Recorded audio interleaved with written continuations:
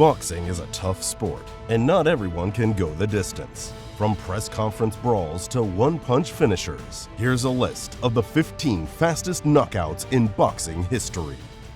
Mike Tyson was known for his brutal knockouts, and that's why it was so devastating to fans when he lost to Lennox Lewis in 2002. But that fight was over almost before it even started, after Mike Tyson bit Lennox Lewis in the leg during a wild brawl at the pre-fight press conference. It was one of the most anticipated heavyweight fights of the decade, and tensions were at an all-time high. Tyson and Lewis were both at the New York City Millennium Hotel in January 2002 to promote the fight. As the announcer called out Lewis's name, Tyson started walking straight at his opponent with a wild look in his eyes. It looked like Mike Tyson was ready to snap, so Lennox Lewis's bodyguard stepped in between them to calm things down. But the bodyguard put his hand on Tyson, which was a big mistake. Tyson swung on the bodyguard, and Lewis reacted by punching Tyson in the face. That's when all hell broke loose, and everyone around them started pushing and shoving. The entire press conference turned into a free-for-all, and at some point in the chaos, Mike Tyson even bit Lennox Lewis in the leg.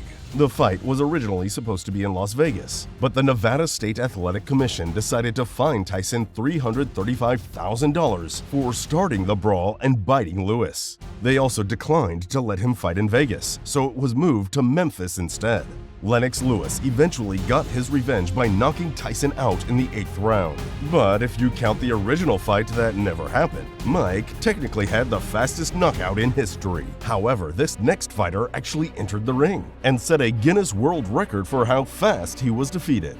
In 1947, Mike Collins went up against Pat Brownson in the Minneapolis Golden Gloves tournament. Mike Collins was known for his unconventional stance, where he led with his left hand and left foot forward.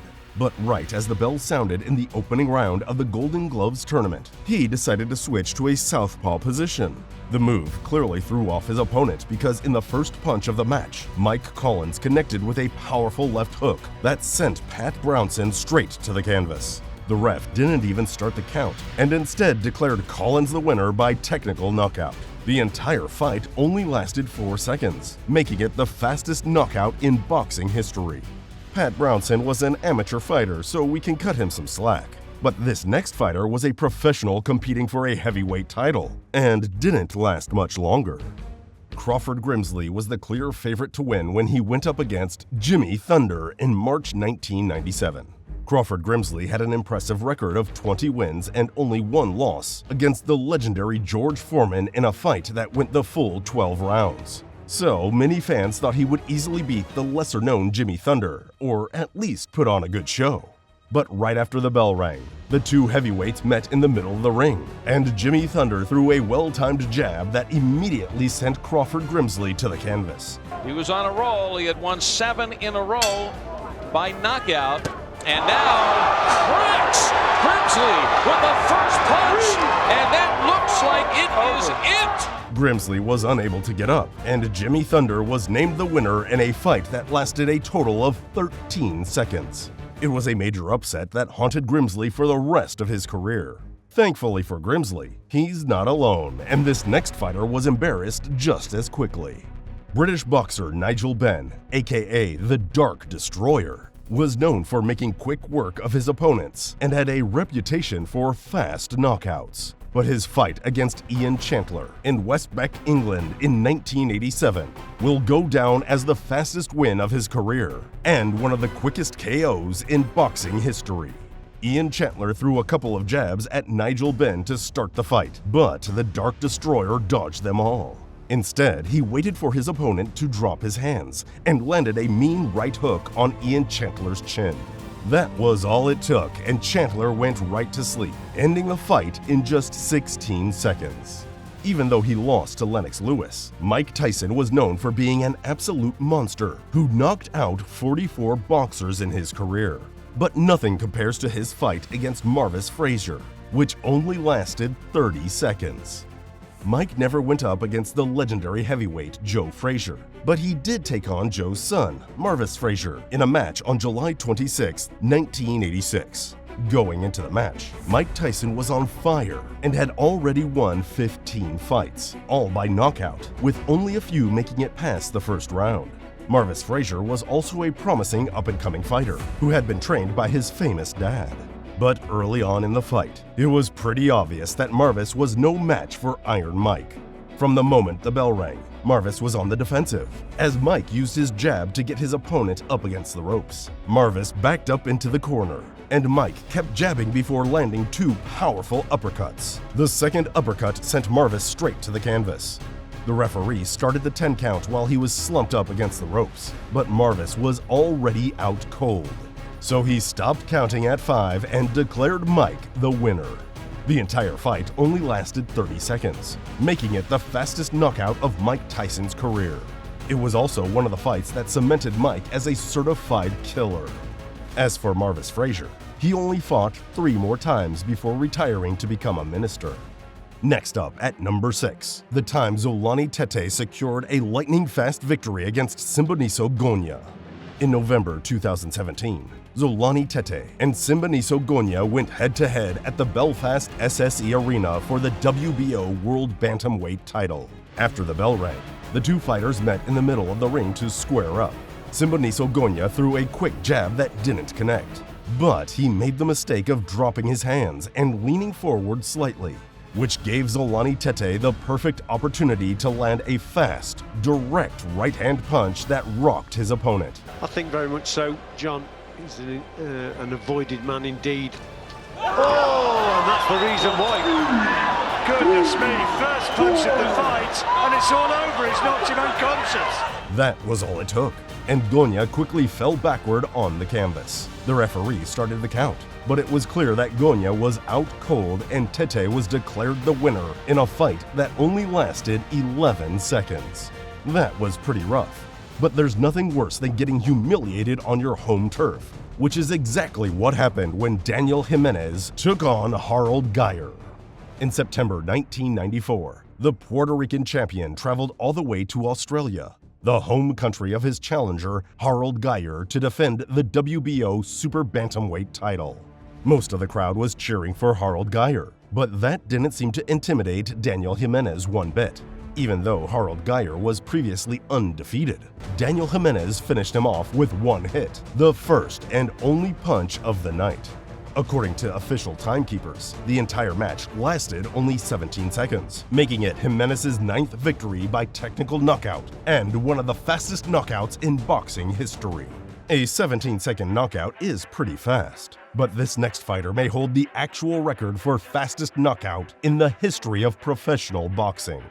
In June 2007, Phil "The Drill" Williams took on Brandon Burke at the Roy Wilkins Auditorium in St. Paul, Minnesota, for a light heavyweight fight. Going into the fight, Brandon Burke was the clear underdog with a record of 0 wins, 2 losses, and 1 draw in his professional career. It also didn't help that he was wearing some pretty strange cartoon-patterned boxer briefs that the announcer made fun of as he came into the ring. Phil Williams, on the other hand, had 3 wins, all by knockout, and was the obvious favorite to win. But no one had any idea how fast he would get the job done. As soon as the bell sounded, the two fighters rushed toward each other. Phil Williams read his opponent perfectly and hit him with a vicious right hook that landed directly on Brandon Burke's chin and sent him straight to the canvas. Brandon Burke, 0 wins, 2 losses, 1 draw, and a heck of a looking ring attire, and we're underway. Here we go. Oh, right out of the gate! The fastest knockout I've ever seen in my life! The ref started the countdown, but Burke was already down for the count, and Phil was named the winner of a fight that lasted only 10 seconds. The knockout must have been traumatizing for Brandon Burke because he only competed in 2 more fights after that, ending his career with an embarrassing record of 0 wins, 5 losses, and 1 draw. It was less shocking of a knockout since he had 0 wins, but this next fighter got knocked out fast after being undefeated. Super middleweights Alan Green and Jaden Codrington were both undefeated in their careers when they went head-to-head in November 2005. But Alan Green was a lot more experienced, with 17 wins under his belt, including 11 knockouts, while Jaden Codrington had 9 wins, all by knockout. Everyone was ready for an intense showdown, but the skill difference between the two fighters was pretty obvious right away. They both met in the middle of the ring, and came out swinging, but Alan Green was the first one to connect. Alan Green backed Jaden Codrington into the corner and landed a tough left hook that left Codrington defenseless. It was all downhill from there, and Green landed a series of back-to-back punches that Codrington was powerless to stop. There was only so much punishment a man can take, and eventually Codrington slumped over and fell out of the ring between the first and second ropes. Codrington was out cold for 3 minutes, which was way longer than the actual fight time of 18 seconds. Coming up at number 10, the time David Tua demolished John Ruiz. David Tua and John Ruiz went head-to-head on March 15, 1996 for the WBC International Heavyweight title, which was nicknamed the Night of the Young Heavyweights. David Tua had already made a name for himself as a force to be reckoned with after securing a bronze medal at the '92 Olympics and winning 18 of his 22 fights by knockout. David Tua was aggressive out of the gate, landing 2 well-timed jabs a few seconds into the match. That set him up perfectly to land a powerful left hook that knocked John Ruiz back into a corner. Tua didn't waste any time and followed up with 9 back-to-back punches as Ruiz struggled to defend himself. After a few seconds, it was clear that Ruiz didn't stand a chance as he dropped his hands and fell sideways onto the canvas. The entire fight lasted only 19 seconds, ironically making it Dave Tua's 19th victory by knockout. Next up, at number 11, we gotta talk about the time Gerald McClellan turned Jay Bell's stomach into a smoothie. In August 1993, Gerald McClellan took on Jay Bell in Puerto Rico to defend his World Boxing Council middleweight belt. Just seconds into the opening round, Gerald McClellan threw a powerful left hook that landed right on Jay Bell's kidneys, sending him straight to the canvas. Bell couldn't get up and had to be examined by a ringside doctor before he could get up and leave. The fight only lasted 20 seconds, which meant that Gerald McClellan not only won the fight, but he also broke a world record for fastest knockout by a middleweight in boxing history. Next up at number 12, the time Prince Naseem Hamed finished Saeed Lawal after some serious flexing. Prince Naseem Hamed was famous for his in-the-ring antics and flashy entrances, which often involved props like a flying carpet or a Halloween-themed graveyard. But he was also known for his punching power and unorthodox southpaw style. Prince Naseem Hamed's showmanship was on full display during his WBO featherweight title against Saeed Lawal in Glasgow, Scotland in March 1996. In typical Prince Naseem fashion, he came into the fight with a flashy entrance and pre-fight taunting. But Naseem wasn't just all show. He actually had the punching power to back it up. Early in the fight, it was obvious that Saeed Lawal was in trouble. Even though Lawal was attempting to block his face, Naseem landed a cold uppercut that sent his opponent straight to the canvas. The whole fight lasted only 35 seconds, giving Prince Naseem Hamed the opportunity to flex with the belt, wearing a hula skirt while striking one of his signature poses. Next up, at number 13, the time Julian Jackson won a middleweight title in under a minute. On February 15, 1992, Julian Jackson and Ishmael Negron faced off at the Mirage Hotel and Casino in Las Vegas for the WBC middleweight title. It was Julian Jackson's second defense of his title, and he was willing to do whatever it took to keep his belt. Right off the bat, Julian Jackson landed a blistering left hook, followed by a flurry of shots. Ishmael Negron did his best to defend himself, but made a mistake of dropping his left hand, which gave Jackson the perfect opening to land another left hook that took down his opponent.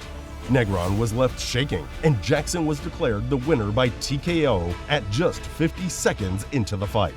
This next fighter can feel his pain and also lost his title chances in the first round.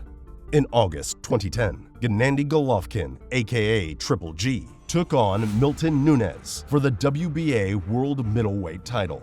Triple G dominated from the beginning and landed a series of punches that had Milton Nunes in a daze. Nunes eventually toppled over less than a minute into the first round. He got back up, but wasn't able to continue, so the referee declared Triple G the winner, and the official fight time was only 58 seconds. Finally, at number 15, the time Andrew Golota's dreams of being the heavyweight champ got destroyed in less than 60 seconds. In May 2005, Brewster was defending his WBA heavyweight title against the Polish Punisher Andrew Golota. It was Andrew Golota's fourth attempt at the world heavyweight belt, and at 37 years old, it was likely his last shot. But Brewster crushed his dreams of taking the title by knocking him down 3 times in the first round.